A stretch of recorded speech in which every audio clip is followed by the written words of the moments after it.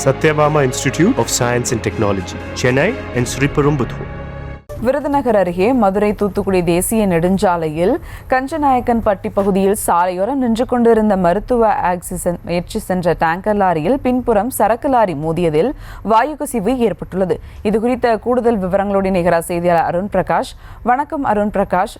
லாரியை ஓட்டி சென்ற டிரைவர்களின் நிலை தற்போது என்ன? அது குறித்த முழு விவரங்கள். வணக்கம்.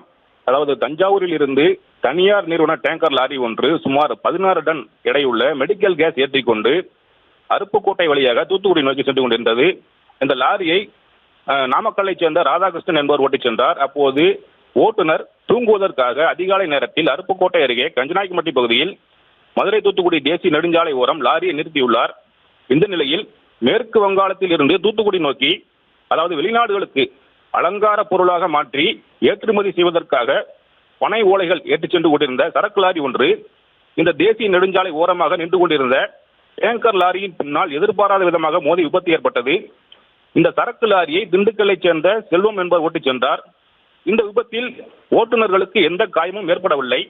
ஆனால் இந்த டேங்கர் லாரியின் பின்பகுதியில் இந்த வால்வு பகுதி உடைந்து மெடிக்கல் கேஸ் வெளியேறியதால் பரபரப்பு ஏற்பட்டது. இது தேசிய நெடுஞ்சாலை என்பதால் வாயு கசிவு ஏற்பட்டதால் வாகன ஓட்டிகள் அச்சமடைந்தனர். எனினும் அந்த சம்பவ இடத்திற்கு மாவட்ட தீயணைப்புத்துறை அதிகாரிகள் நேரில் வந்து ஆய்வு செய்தனர். இது மெடிக்கல் கேஸ் என்பதால் யாருக்கும் பிரச்சனை ஏற்படாது என தெரிவித்தனர். தொடர்ந்து அப்பகுதியில் மெடிக்கல் கேஸ் வெளியேறி வருகிறது. இந்த டேங்கரில் இருக்கும் வாயு முழுவதும் வெளியேறிவிடும் என அதிகாரிகள் தெரிவித்துள்ளனர். எனினும் முன்னெச்சரிக்கை நடவடிக்கையாக தீயணைப்புத்துறையினர் அங்கு தயார் நிலையில் உள்ளனர். விவரங்களுக்கு நன்றி அருண் பிரகாஷ்.